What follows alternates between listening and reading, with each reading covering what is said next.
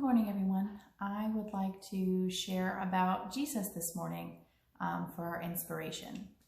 I'm going to read John 2, starting in verse 1. On the third day, a wedding took place at Cana in Galilee. Jesus' mother was there, and Jesus and his disciples had also been invited to the wedding.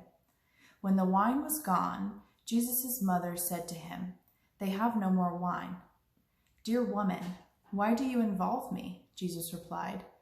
"My time has not yet come." His mother said to the servants, "Do whatever he tells you." Nearby stood 6 stone water jars, the kind used by the Jews for ceremonial washing, each holding from 20 to 30 gallons. Jesus said to the servants, "Fill the jars with water," so they filled them to the brim. Then he told them, "Now draw some out and take it to the master of the banquet." They did so, and the master of the banquet tasted the water that had been turned into wine. He did not realize where it had came from, though the servants who had drawn the water knew. Then he called the bridegroom aside and said, "Everyone brings out the choice wine first, and then the cheaper wine after the guests have had too much to drink. But you have saved the best till now." This is the first of his miraculous signs Jesus performed at Cana in Galilee. He thus revealed his glory, and his disciples put their faith in him. There is a lot to unpack from this story, but I think today I just really want to look at the character of Jesus.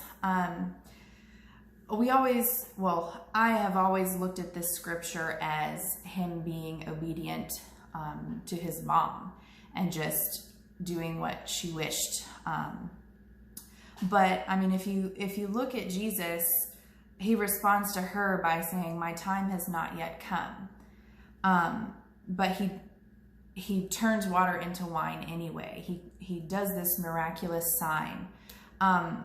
But I was thinking about it, and I really looked at, in the beginning, it talks about how Jesus and his disciples were also invited to the wedding. So this to me is, Jesus was invited as a personal guest to this groom or bride. I'm not sure what side of the family, but I look at just his character and his friendship to not only his mom and doing what she wished, but I think his heart is more towards being there for his friends.